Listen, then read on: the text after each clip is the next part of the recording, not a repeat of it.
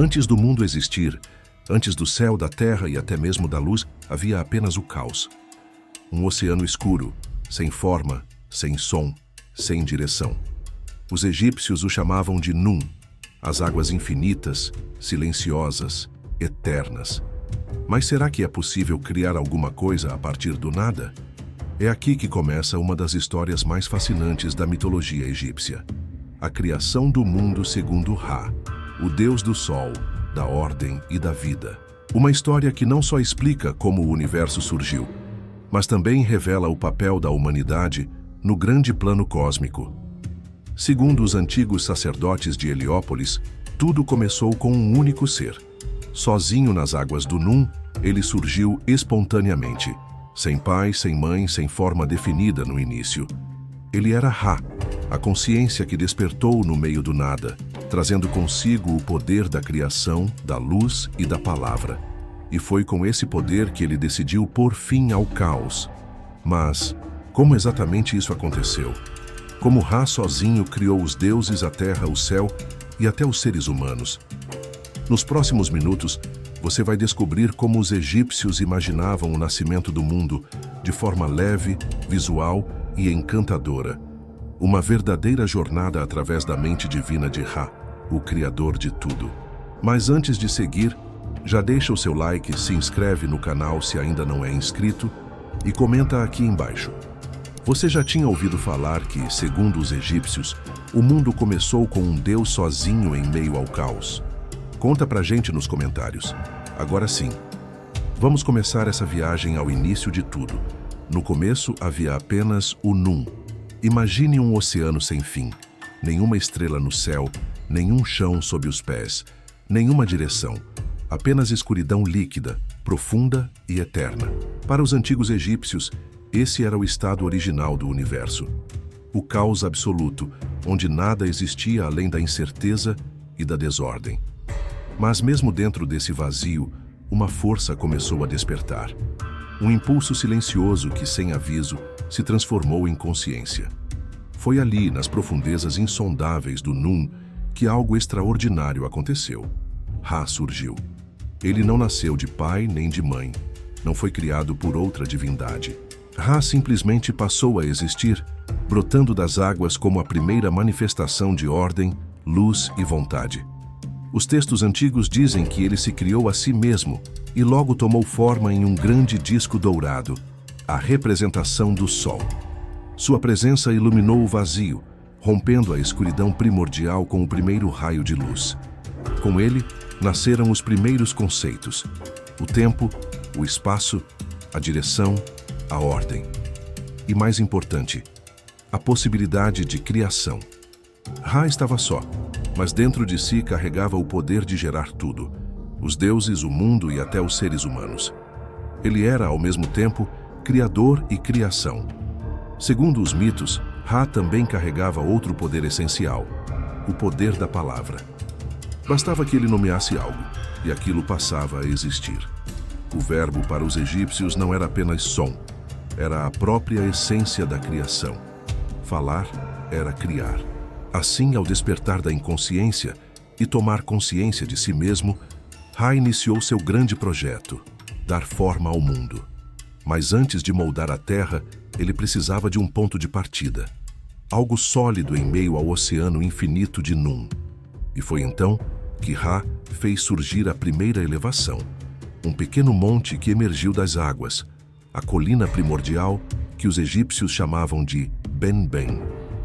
Esse seria o primeiro lugar do universo, o primeiro passo rumo à criação do cosmos. E foi sobre essa colina sagrada que Ra ergueria tudo o que viria depois: os deuses, a natureza, os homens e as leis que governariam o mundo. A partir daqui, a criação tomaria forma. Mas antes de criar o céu, a terra e os seres vivos, Ra precisava organizar o próprio universo, separar os elementos, dar limites, estabelecer a ordem. E para isso, ele precisaria de ajuda. Mas como obter ajuda se ele era o único ser existente? É aí que entram em cena os primeiros deuses criados por Ra, divindades que representavam os próprios elementos do mundo: o ar, a umidade, a terra e o céu. Esses seriam os primeiros filhos do Deus Sol, e a partir deles, toda a realidade começaria a se expandir como uma grande árvore crescendo a partir de uma semente de luz. No coração das águas do Num, quando tudo ainda era instável e sem forma, a colina Benben emergiu. Pequena, mas firme, ela foi o primeiro ponto fixo do universo, o primeiro gesto de ordem num mar de caos. Para os egípcios, esse monte sagrado era muito mais do que terra. Ele simbolizava o instante exato em que a criação começou a se consolidar. Era o alicerce do mundo, e segundo os sacerdotes de Heliópolis, foi sobre ela que Ra pisou pela primeira vez. O surgimento da Benben representava o fim da desordem e o início da estrutura cósmica, e por isso, ela se tornaria o modelo para os obeliscos e os topos dos templos egípcios, sempre apontando para o céu, como se buscassem o momento da criação eterna.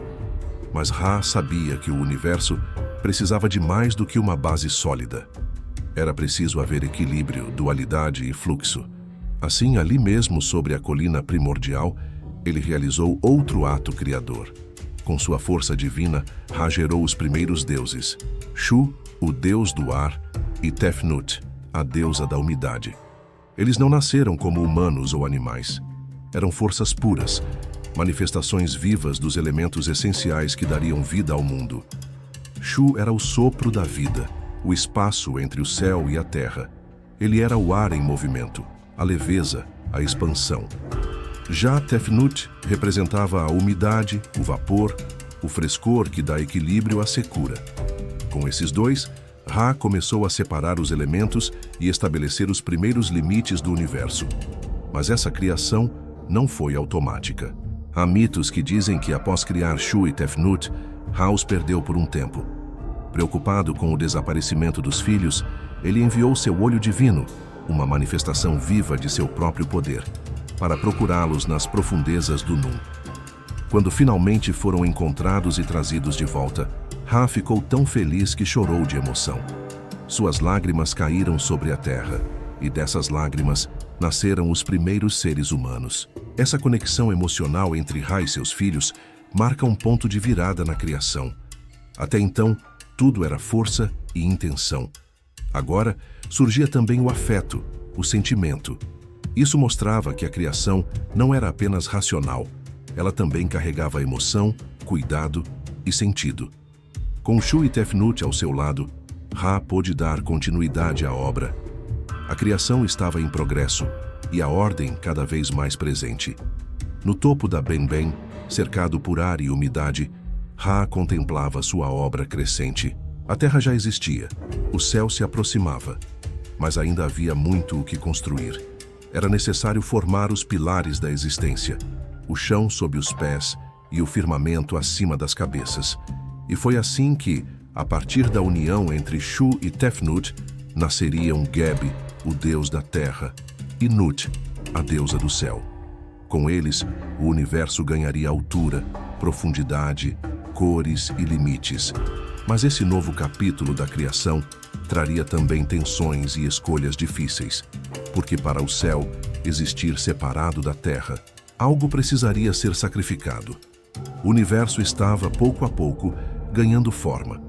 Com a colina Benben erguida no meio do caos e Ra firmemente estabelecido como o centro da criação, o próximo passo era expandir esse cosmos inicial.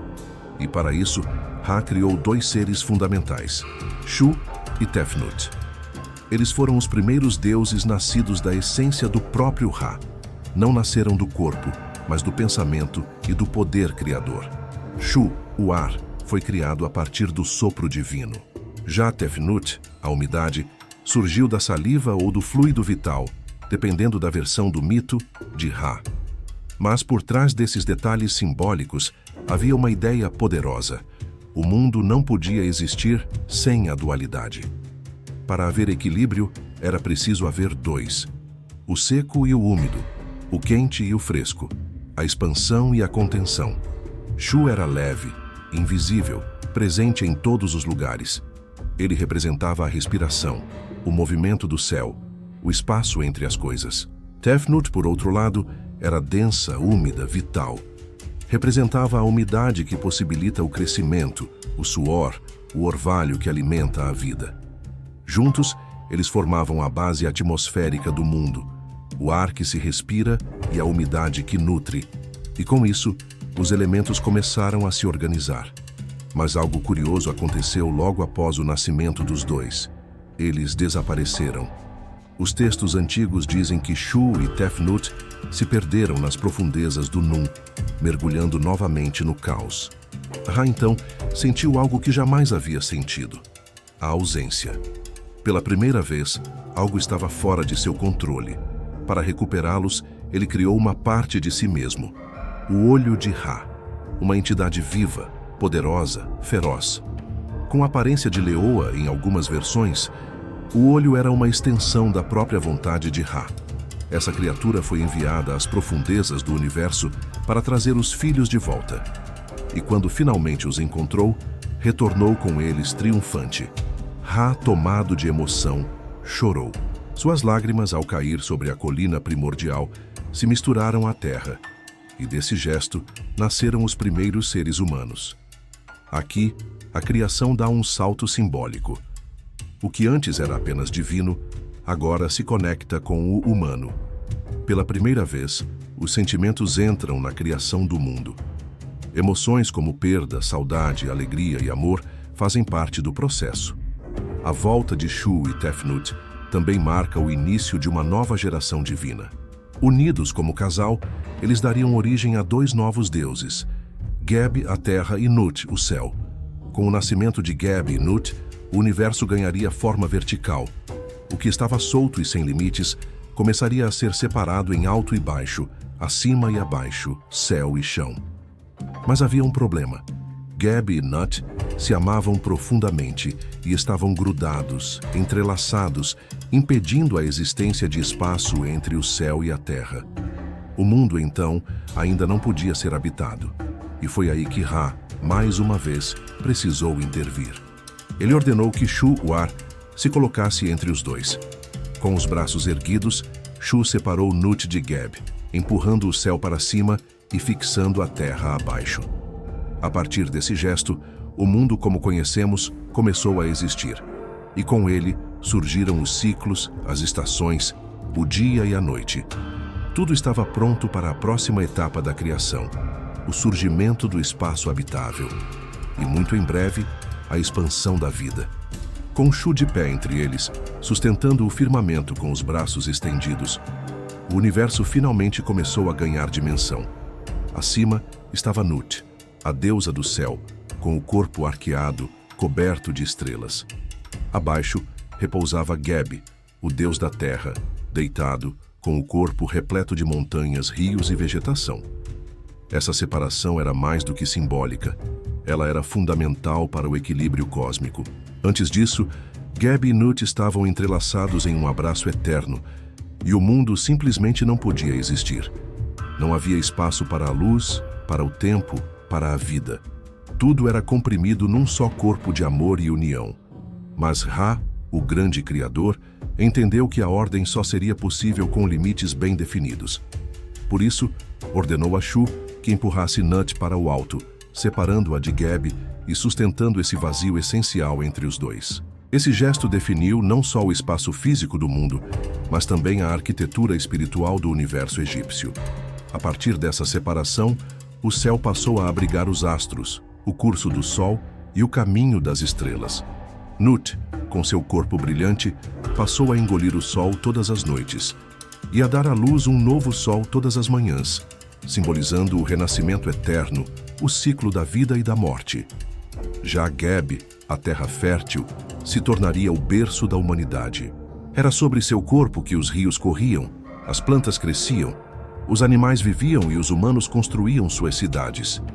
Ele era a base material da existência. Mas essa separação não foi feita sem consequências.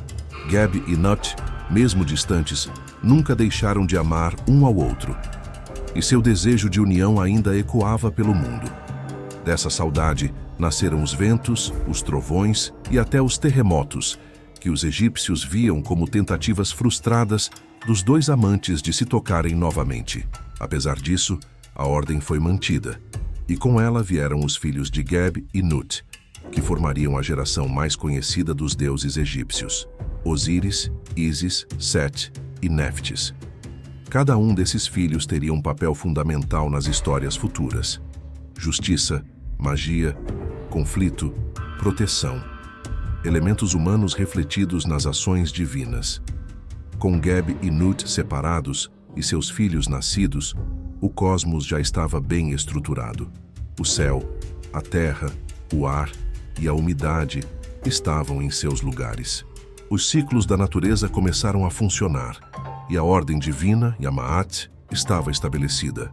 Maat era mais do que uma deusa. Era o princípio universal de equilíbrio, verdade e harmonia.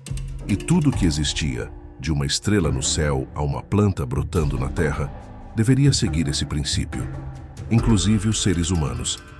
E foi justamente nesse momento, com o mundo pronto, que Ra voltou seu olhar para sua criação e decidiu que era hora de preenchê-la com vida consciente. Algo que pudesse admirar o mundo, respeitar a ordem e dar continuidade ao ciclo divino. A criação do universo estava quase completa. Restava agora dar um presente à Terra, um povo capaz de reconhecer a luz de Ra e viver segundo a ordem cósmica. E assim, nasciam os seres humanos. O céu já estava no alto, sustentado por Shu.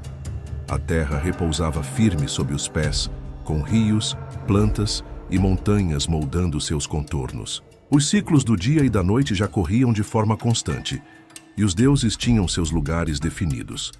A ordem do universo, conhecida pelos egípcios como Maat, havia sido plenamente estabelecida.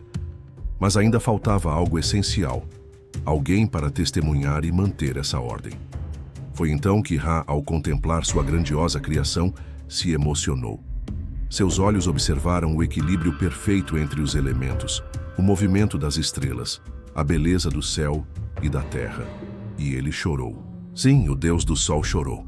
E não foi um choro de tristeza, mas de plenitude.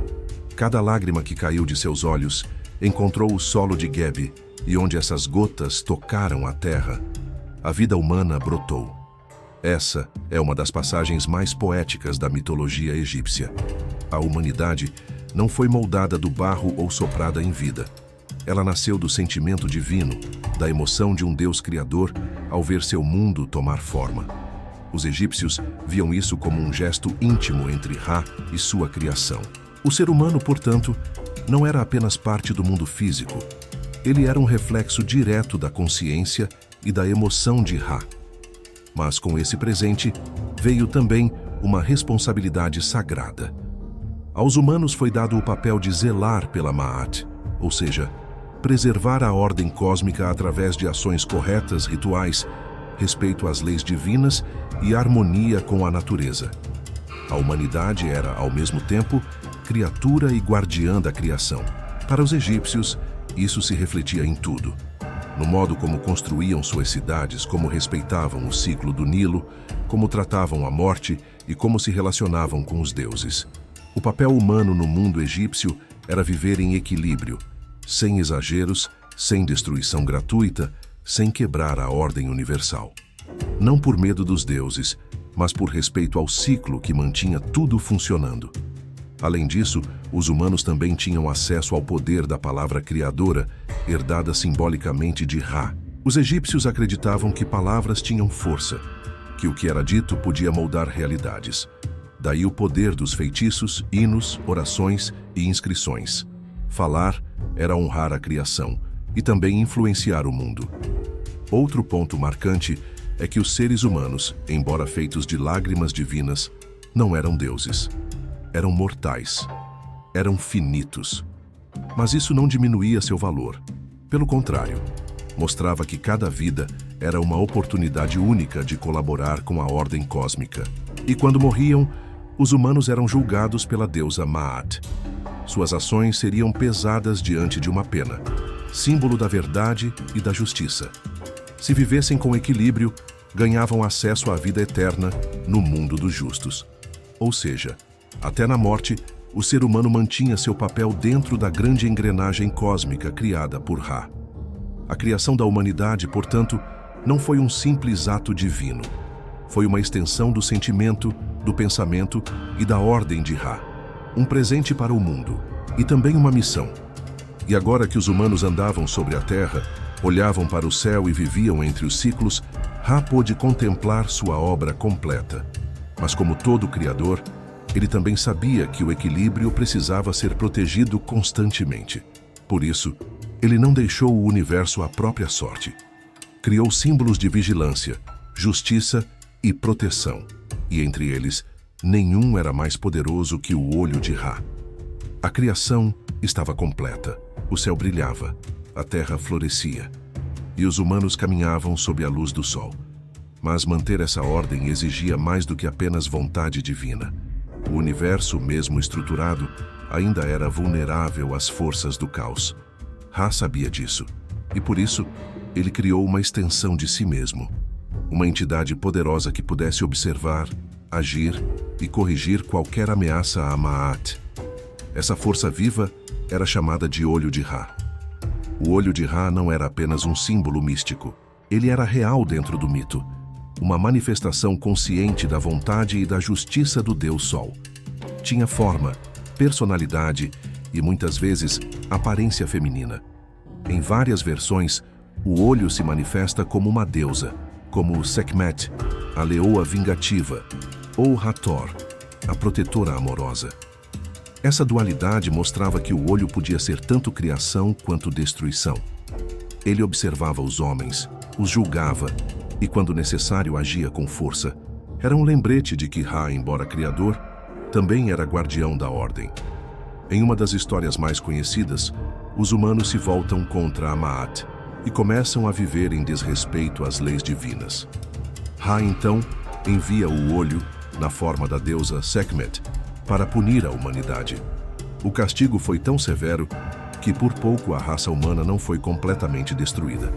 Esse mito revela o quanto o equilíbrio era sagrado. Quando quebrado, exigia correção.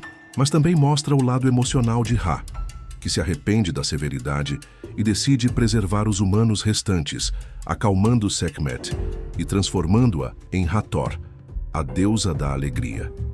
O olho de Ra, portanto, representa a justiça viva, a força que age quando a ordem é ameaçada. Ele vê tudo, protege a criação e assegura que a luz de Ra continue brilhando. E assim, com sua criação vigiada e protegida, Ra podia seguir sua jornada celeste. Todos os dias ele cruzava os céus em sua barca solar, iluminando o mundo. E todas as noites enfrentava as trevas do submundo para renascer mais uma vez.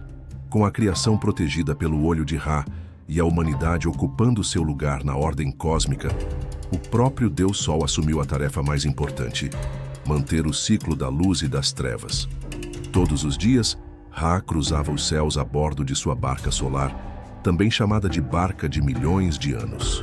Ao amanhecer, ele surgia no horizonte leste, trazendo a luz ao mundo. Durante o dia, navegava lentamente, iluminando a terra, alimentando as plantas, despertando os animais e guiando os humanos. Mas o que poucos sabiam era o que acontecia quando o sol se punha. Ao desaparecer no horizonte oeste, Ra não descansava. Pelo contrário, ele embarcava numa das partes mais perigosas de sua missão, a jornada pelo submundo, conhecido pelos egípcios como Duat. Durante a noite, Ra enfrentava criaturas sombrias, armadilhas mágicas e principalmente a ameaça constante da serpente Apófis, símbolo absoluto do caos. Apófis tentava, todas as noites, destruir a barca de Ra e impedir o renascimento do sol. Era uma batalha cósmica que se repetia eternamente, mas Ra nunca enfrentava isso sozinho. Ele era acompanhado por outras divindades, como Sete, que apesar de ser um deus caótico, nesse contexto ajudava a proteger o sol. Juntos enfrentavam a escuridão, restauravam o equilíbrio e garantiam que o ciclo recomeçasse ao amanhecer. Ao vencer Apófis, Ra voltava a surgir no leste, renovado. O sol nascia novamente, e com ele vinha a esperança, a continuidade da vida e o reforço da ordem divina. Esse ciclo diário não era apenas astronômico, era espiritual e simbólico. Ele mostrava aos egípcios que, mesmo diante das trevas, a luz sempre voltaria. Que o caos poderia atacar, mas a ordem resistiria. Que a morte existia, mas a renovação era eterna. Ra, portanto, não era só criador. Ele era renovador da vida, guerreiro da luz e guia constante para aqueles que viviam sob a sua proteção. Ao longo dos séculos, o mito da criação segundo Ra foi passado de geração em geração. Mas como toda tradição antiga, ele carrega curiosidades e segredos fascinantes que revelam ainda mais sobre a mente dos egípcios e sua conexão com o divino. Uma dessas curiosidades é o próprio nome de Ra. Os sacerdotes acreditavam que o deus mantinha um nome secreto, conhecido apenas por ele. Esse nome guardava o poder total de sua essência, e quem o soubesse teria domínio sobre o próprio Deus. Essa ideia aparece em um mito famoso, no qual a deusa Ísis engana Ra para descobrir esse nome oculto. Com ele, ela poderia usar sua magia com mais poder do que qualquer outro ser. Outro detalhe curioso está na colina Benben, o primeiro local a emergir do caos. Ela inspirou a forma dos obeliscos egípcios e os topos dos templos, representando o ponto onde o sol tocou a terra pela primeira vez. Até hoje, acredita-se que o formato piramidal remonta a Benben, símbolo do primeiro nascer da luz. Também é interessante saber que o templo principal do culto solar ficava em Heliópolis, a cidade do sol. Lá, os sacerdotes estudavam os ciclos do astro-rei e realizavam rituais para garantir que o sol continuasse a nascer. Tudo isso fazia parte de um esforço coletivo para manter a Ma'at. E por fim, o olho de Ra, além de ser protetor, também era usado como amuleto pelos egípcios. Eles o desenhavam em papiros, talhavam em joias e colocavam em tumbas para afastar o mal e garantir proteção no além. Esses detalhes mostram que, para os egípcios, a criação do mundo não era apenas uma história, era a base de toda a sua civilização. Desde o caos silencioso das águas primordiais, até o nascimento da luz, dos deuses, da terra, do céu e dos seres humanos, a jornada da criação segundo Ra é mais do que um mito. É uma visão profunda sobre a ordem da existência. Para os egípcios, tudo tinha um lugar. Nada era por acaso. O sol que nasce e se põe, o vento que sopra, a lágrima que cai, a palavra que é dita, tudo seguia um propósito maior: manter a Ma'at, a harmonia universal. Ra não apenas criou o mundo, ele deu sentido ao mundo. Cada elemento, cada deus, cada ser vivo fazia parte de uma estrutura viva, onde o equilíbrio era o bem mais precioso. E talvez seja por isso que esse mito ainda nos toca hoje. Porque ele nos lembra que mesmo no meio do caos a luz pode nascer, que mesmo o vazio pode gerar vida, que até um Deus supremo pode chorar, e dessas lágrimas surgir algo maravilhoso. A história da criação egípcia nos convida a refletir sobre o nosso próprio papel no mundo. Estamos contribuindo com ordem, equilíbrio e respeito? Ou estamos caminhando na direção do caos? Talvez, no fundo, todos nós sejamos essas pequenas sementes de luz plantadas nas lágrimas de Ra, com a missão de manter viva a harmonia que começou há milênios. E se essa história te ajudou a entender melhor como os egípcios enxergavam o começo de tudo, já deixa o seu like, se inscreve no canal e comenta aqui embaixo. Qual parte dessa criação mais te surpreendeu? Nos vemos no próximo vídeo.